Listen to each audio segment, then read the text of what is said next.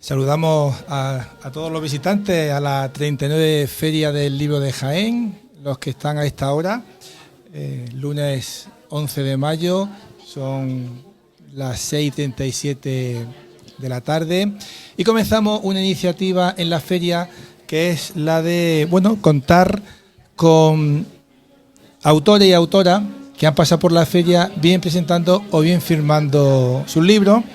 Y hoy nos acompaña Dori Delgado.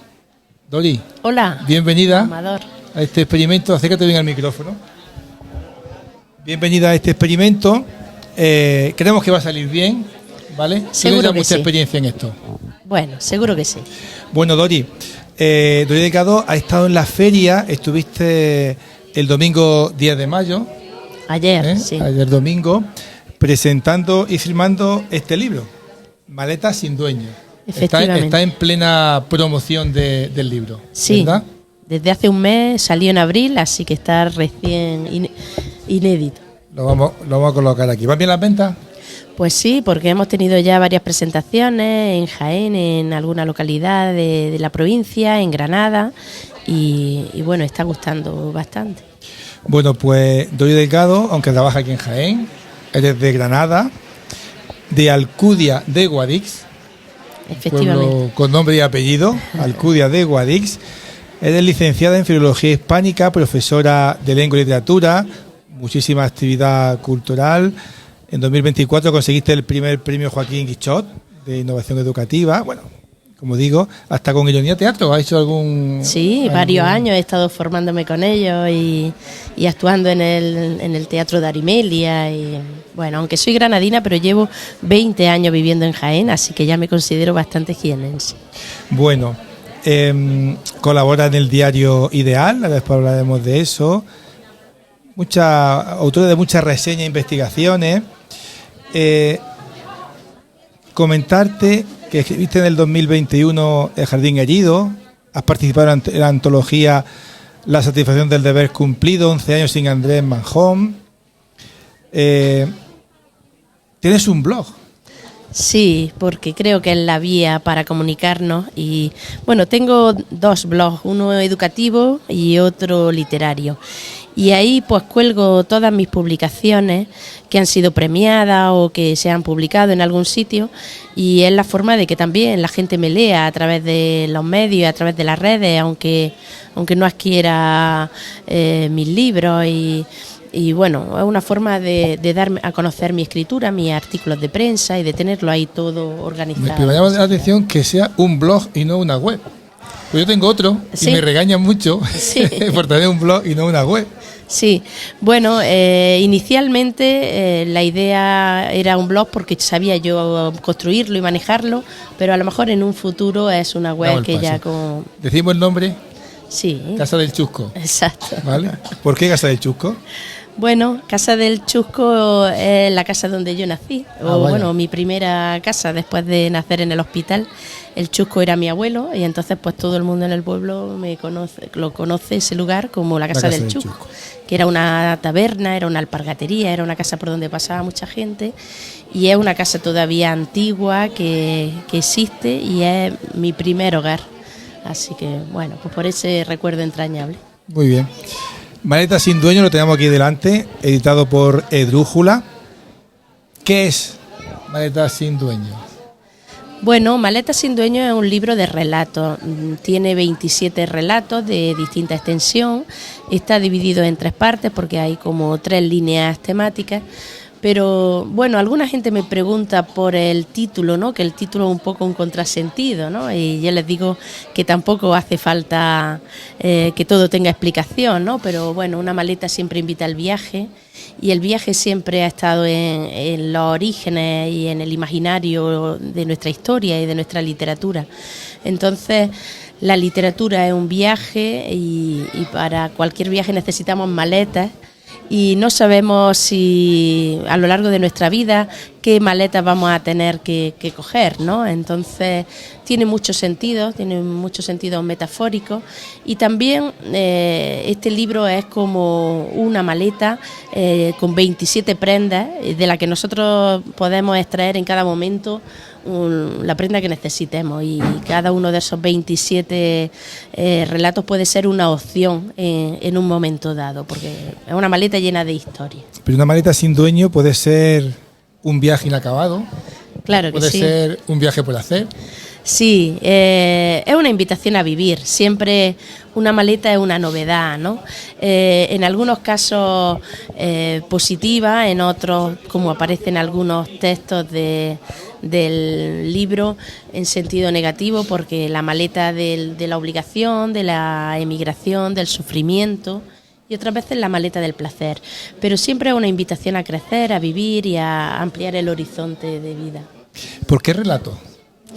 Bueno, es un género, aunque yo escribo en distintos géneros, me gusta probar muchas cosas, pero es un género en el que desde siempre quizá que sea mi género matriz, ¿no? Donde yo me he sentido muy cómoda. Me gusta esa prosa lenta, poética, en la que te vas deleitando en cada palabra, y bueno, no tengo nada contra las grandes novelas, contra las novelas muy largas, también escribo poesía y tal, pero creo que este formato es un formato muy sencillo, muy cercano y muy condensado, donde en muy pocas palabras hay que construir una historia, hay que definir unos personajes, unos lugares, y bueno, y se puede construir una historia en varias páginas, y hoy en día pues los lectores lo agradecen en tanto en cuanto que vamos siempre con prisa, con rapidez, y a lo mejor meternos en una novela más larga es más complicado, pero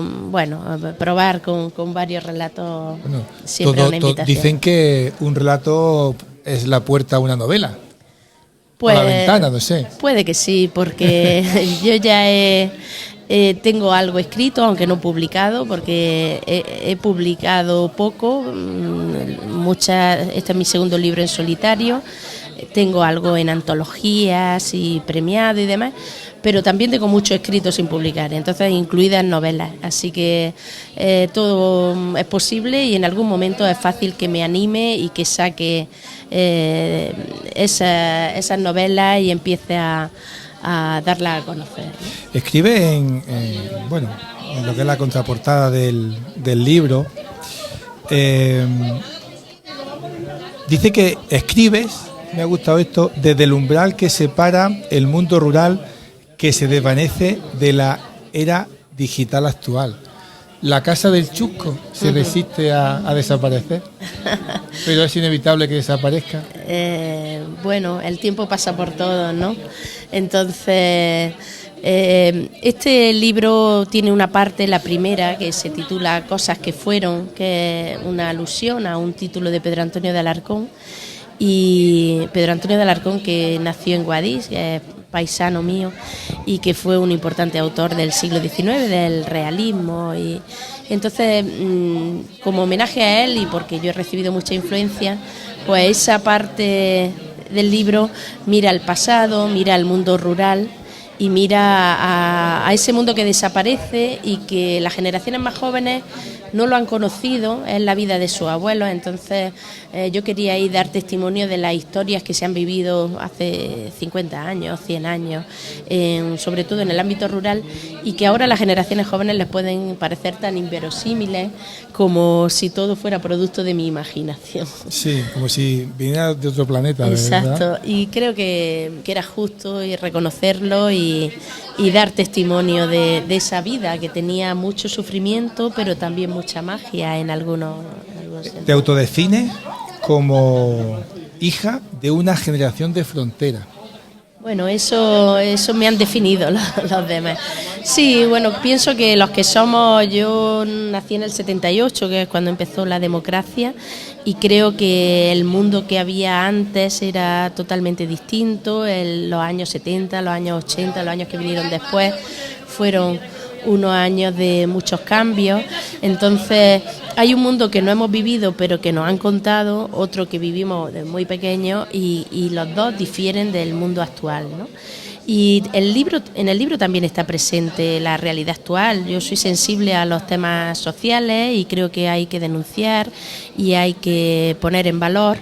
Y también he mirado en la segunda parte del libro, en Las elásticas calles, que es un verso de Ángel González, precisamente un poeta social. He mirado a todos los dramas de la actualidad, a la pobreza, a la emigración, a la violencia de género, a la soledad y a temas que sin duda nos atañen y nos miran directamente.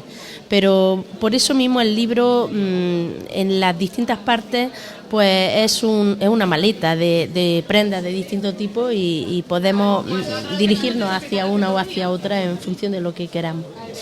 Eres docente, partes como docente, trabajas como docente. Ese es mi primer trabajo y lo que paga tu hipoteca. Vocacional, totalmente. Yo creo que no hay una persona más cerca de la realidad que un docente, porque tiene en un aula de 30 alumnos 30 realidades distintas. La verdad es que sí, y no solamente los 30 alumnos y alumnas. Cada niño, cada niña lleva su mochila, lleva su familia detrás, lleva su realidad. Yo ahora trabajo en el IPEP Juan Eslava Galán, que es un centro de adultos en el que recibimos a muchos extranjeros, a muchos inmigrantes, con realidades dificilísimas y con una historia tremendas, pero en cualquier etapa educativa. Conozco muy bien todas las etapas y he sido docente de secundaria más de 20 años y cada persona es una historia y es una persona a la que tratar y a la que abordar y por supuesto que esa realidad también está en este libro. Hay en concreto un relato en el que, y ya bueno, aprovecho para hacer mención a la tercera parte del libro, que si la primera miraba hacia el pasado, la segunda es más de temas sociales, en la tercera yo quería buscar un poco el placer de las pequeñas cosas de la vida, ¿no? Entonces, esto también está presente en mi primer libro, en El jardín herido, en el que yo atrapaba fotografías de mi jardín, plantas, tal, en mitad de un coronavirus y ahora en esta última parte del libro también invito, el título que lleva esa parte es Celebración, que es un famoso poema de Neruda. Invito a los pequeños placeres como pueden ser la naturaleza, el mar, la amistad, las relaciones familiares y también el aprendizaje, el lujo de aprender y el lujo de enseñar. Entonces ahí hay un relato que se llama La señor Rosalía, ¿no? Y hace homenaje a los docentes, a esa gente que nos encontramos todos en algún momento de la vida, especialmente cuando estamos en la adolescencia un poquito despistados, y es alguien que nos zarandea en el mejor sentido y nos dice puede que tu camino sea por aquí, ¿no? Y nos guían, ¿no? El resto nos dejan marcados. Entonces en ese relato hay por supuesto un homenaje a la docencia. ¿Tú crees que las grandes historias están en las pequeñas historias? Por supuesto. Las grandes historias están en cualquier rincón, ¿no? En cualquier persona, ¿no? No tenemos que irnos muy lejos. Y bueno, este libro, a raíz de la lectura, porque eso ya lleva un mes y medio fuera, y como tiene un formato breve, que mucha gente lo está leyendo y dicen, bueno, es que como es breve me leo un relato y digo, bueno, voy a leer otro y ya es como las cerezas, ¿no? Como decían, unas te llevan a otras.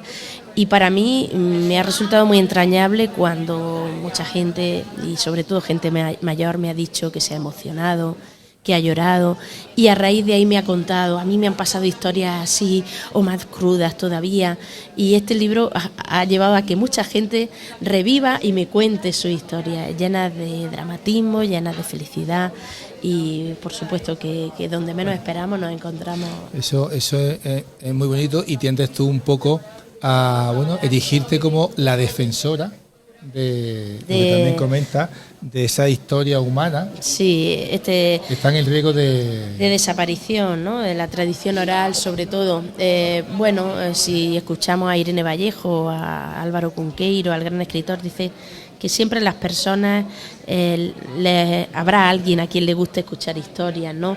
O que estamos hechos de historias. Entonces, incluso en las páginas iniciales de mi libro yo cito a Galeano, que no estamos hechos de átomos, estamos hechos de historia, de vivencia, y es algo tan humano y que bueno, que alguna gente me ha dicho más que historia, más que literatura, es que me está acompañando, ¿no? en un recorrido que conecta mucho conmigo, y eso es muy emocionante. El recuerdo de la infancia, decía por ahí alguien que la vida de una persona se contiene en su infancia.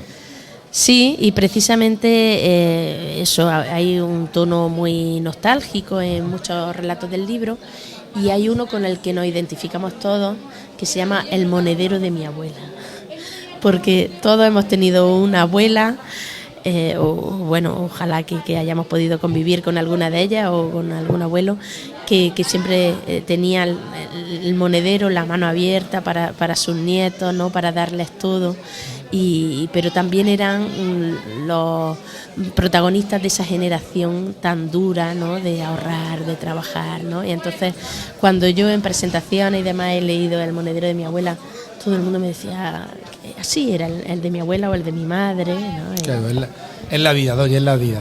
Efectivamente. Muchísimas gracias por haber inaugurado ha sido un placer, estas entrevistas con autores en la Feria del Libro de Jaén. Encantadísima de estar aquí, y bueno, la Feria de Jaén la llevo viendo crecer estos últimos años y la disfruto muchísimo, así que gracias a vosotros. Es tu casa y aquí seguiremos estando. Lo dicho, recordamos Maletas sin dueño de Dori Delgado, se pueden comprar en la librería. Sí, está en varias librerías de aquí de la feria, así que incluso me pueden encontrar por aquí fácilmente ahí cargando libros. Con libros, perfecto. Pues lo dicho, Dori, muchas gracias y nada, Maletas sin dueño de Dori Delgado. Gracias a vosotros, hasta luego.